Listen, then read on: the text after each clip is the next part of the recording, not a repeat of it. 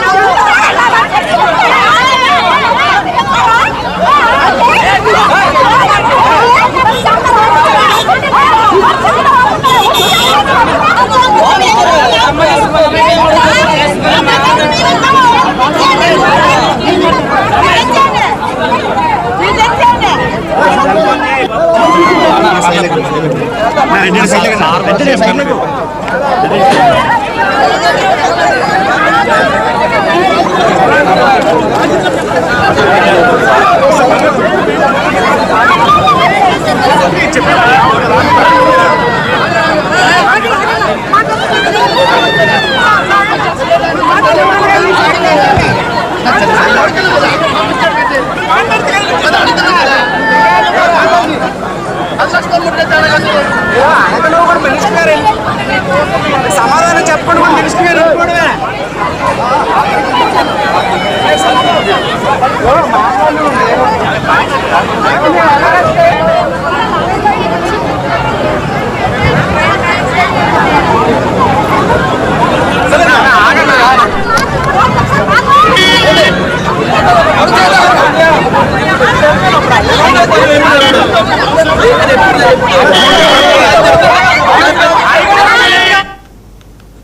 విశాఖ తీరంలో సముద్రంలో చేపల వేటకు వెళ్లి గల్లంతైన 6 మత్స్యకారుల కుటుంబాలకు రాష్ట్ర ప్రభుత్వం ఒక్కో కుటుంబానికి 10 లక్షల చొప్పున ఆర్థిక సాయం అందించింది. ఇక ఈ అంశంపై మరిన్ని వివరాలని మా ప్రతినిధి సతీష్ నాయుడు అందిస్తారు. సతీష్ నాయుడు, మత్స్యకారుల కుటుంబాలకు ప్రభుత్వం ఆర్థిక సహాయం అందించింది. అయితే ఈ క్రమంలోనే అక్కడ కొంత ఉద్రిక్త పరిస్థితులు కూడా నెలకొన్నాయి. వివరాలేంటి?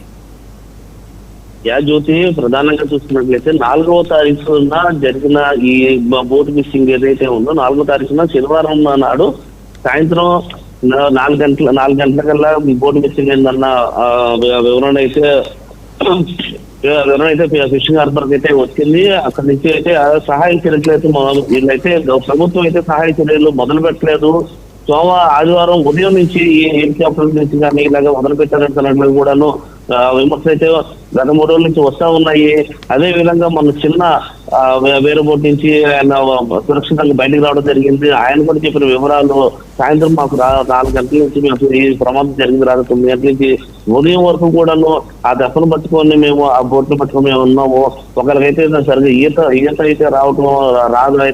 ఆయన వదిలించి మిగిలిన 5 కూడాను 6 కూడాను ఈదుకుంటూ ఒక షిప్పింగ్ కనిపించింది. అక్కడికి వెళ్ళే ప్రయత్నం అయితే మేము చేసాము. దాదాపు చాలా 25 నుంచి 30 కిలోమీటర్ల దూరం ఉంది. అప్పటికే మనం ఈదుకుంటూ వెళ్ళి మనం ప్రయత్నం చేసాం. కొందరైతే దాంట్లో నుంచి తాడు ఒకటి అయితే నాకు దొరికింది. దానివల్ల నేను పైకి రాగలిగాను, కానీ మిగిలిన వాళ్ళు అయితే రాలేని పరిస్థితి వచ్చింది. ఆ టైంలో కనుక హెలికాప్టర్ నుంచి కానీ ఇక్కడి నుంచి కానీ ఏదన్నా సహాయ చర్యలు అందంటే ఖచ్చితంగా 5 అయితే కాపాడుకున్న పరిస్థితి అయితే ఉంది అంటూ కూడా ఆయన చెప్తుంటూ ఈ మత్స్యకారులలో మరింత ఉద్రిక్త పరిస్థితి అయితే నిన్నటి నుంచి కూడా నెలకొన్న పరిస్థితి కనిపిస్తూ ఉంది. అయితే ఇప్పటికీ దాదాపు 4 రోజులు గడుస్తున్నప్పటికీ కూడా వారి యొక్క ఆచూకీ తెలవబోతుందో ఇది కేవలం ఇది ప్రభుత్వం ఒక నిర్లక్ష్యం ధోరణి అంటున్నట్లు కూడాను మత్స్యకారులు అయితే వాటి మీద విమర్శలు అయితే కురిపిస్తా ఉన్నారు. సిఐటి నాయకులు కానీ వైసీపీ నాయకులు కానీ ఎవరైతే కానీ అయితే మత్స్యకారులు కానీ జరగకూడదు, ఇది ఏదైనా జరిగితే అందరూ కూడాను ఆ ఇంటికి ఆ మగది కట్టులు కూడా లేదు, అందరూ కూడాను చిన్న చిన్న పిల్లలు కూడాను ఆడపిల్లలతో ఉన్న అది కూడా ఎక్కడి నుంచో భోగాపురం నుంచి వలస వచ్చి బతుకుతానికి వచ్చిన వలసలు వచ్చినారు తప్ప ఇది అద్దెంట్లో నివసిస్తూ ఉన్నారు. వీళ్ళందరికీ కూడాను సొంత ఇల్లు ఆ పిల్లల యొక్క చదువులను 50 లక్షల రూపాయలు ఎక్స్ప్రెస్ అయితే ఇవ్వాలని అంటే కూడాను వాళ్ళు నిర్ణయించేది డిమాండ్ చేసే పరిస్థితి ఉంది. అదే వైసీపీ నాయకులు అయితే అందరికీ కూడా ₹1,00,00,000 ఇస్తా ఉన్నారు. మత్స్యకారులు ఎందుకు తక్కువ చూస్తున్నారు, వాళ్ళు కూడా ₹1,00,00,000 అయితే నష్టపరిహారం కలిగించాలని కూడా నిర్ణయించి కూడా ఈ వివాదాలు జరుగుతున్న నేపథ్యంలో ఈ రోజు మంత్రి కొల్లు రవీంద్ర వచ్చి వారికి అంటే ఎప్పటిలాగా గతంలో జరిగినప్పుడు కూడాను అదే ₹10 లక్షల చెక్కులను అయితే మత్స్యకారులకి ఇవ్వడం జరిగింది.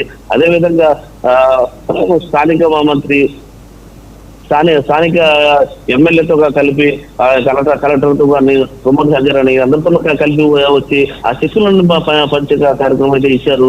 చెక్కులు తీసుకున్న తర్వాత వాళ్ళందరూ కూడా మాకు చెక్కులు వద్దు, ఇన్ని 4 రోజులు వేసినా కానీ కనీసం మా కుటుంబం ఆధారపడి ఉన్న వారి యొక్క మత్స్యకారులకు ఆధారం ఎందుకు తెలియట్లేదు, ఇంత సాంకేతికంగా అభివృద్ధి చెందిన మన భారతదేశంలో ఎందుకని ఇంత నిర్లక్ష్యంతో నిర్వహిస్తున్నారు, మాకైతే ఇది కాదు, మాకు న్యాయం చేయాలి, మా మత్స్యకారులు అయితే ఎక్కడ ఉన్నారో వాళ్ళు అయితే కనుక్కోవాల్సినట్టు కూడాను ఇది కూడా మాకు సహాయ చర్యలు చేయించాల్సినట్టు కూడాను ధర్మ చేసే పరిస్థితి వచ్చిన తర్వాత వాళ్ళందరూ కూడా నచ్చ చెప్తుంటూ వాళ్ళకి లేదు మీకు ఇది ప్రస్తుతానికి అయితే మీకు ఇది ఇస్తున్నాము, మీకు ఇంకా న్యాయం చేస్తాం, ప్రభుత్వం నుంచి అన్ని విధాలుగా మాట్లాడుతూ ఉంటుంది భరోసా ఇవ్వడంతో ఆ ఉద్దేశంతో చల్లారింది. Right, thank you Satish.